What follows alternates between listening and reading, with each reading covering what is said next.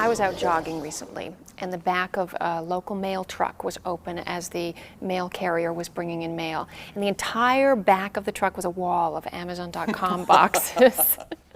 Did you ever envision that it would get to this point? No, I'm the most surprised person on the planet. So, 4 years ago, I think if anybody had predicted what would happen, they would have needed to have been immediately institutionalized. So it is surprising. In the last 2 years, we've gone from having 1 million customers to over 10 million. In fact, now it's over 12 million customers.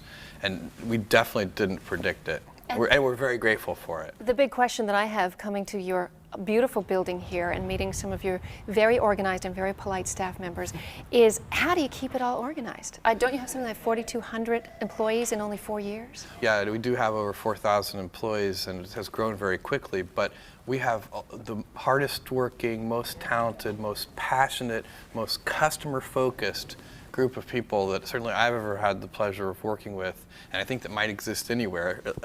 And that is, I think, how it all works. It's always about the quality of the people. And I heard you once say that you told your staff members to be afraid of the customers. Right. What does that mean? Well, I ask everybody around here to wake up terrified every morning, their sheets drenched in sweat, but to be very precise about what it is they're afraid of. And they shouldn't be afraid of our competitors. They should be afraid of our customers, because it's the customers, those are the folks we have a relationship with. Those are the folks who send us money. And I believe that our customers are loyal to us right up until the second that somebody else offers them a better service. So to better qualify that fear, it's like a fear of abandonment?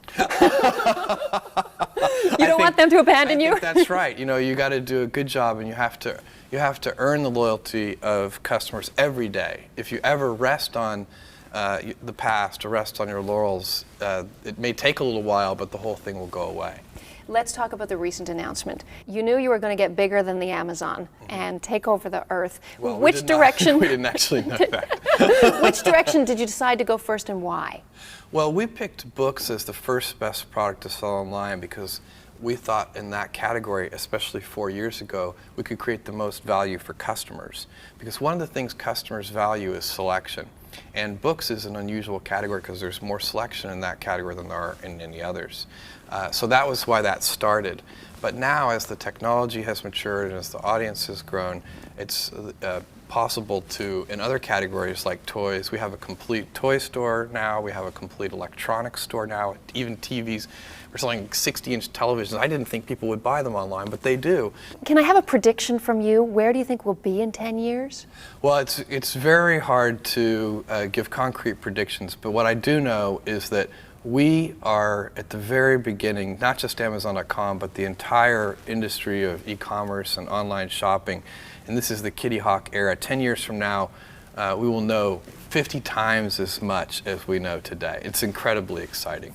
How does it make you feel to think that someday kids in school will read about your name like we read about Alexander Graham Bell? Well, I like to think that Amazon.com still has the opportunity to be a footnote in the history of e-commerce. We can, as far as we've come, we can, by not focusing obsessively on the customer, we can still lose our whole opportunity to make that little bit of history. But I think it's very useful to keep focused on the fact that we haven't built an important and lasting company yet. We're on our way, and if we don't, it'll be shame on us. Because in the position we're in, we should be able to do that. Thank you so much for meeting us here today. Thank you. It's been my pleasure. Thank you.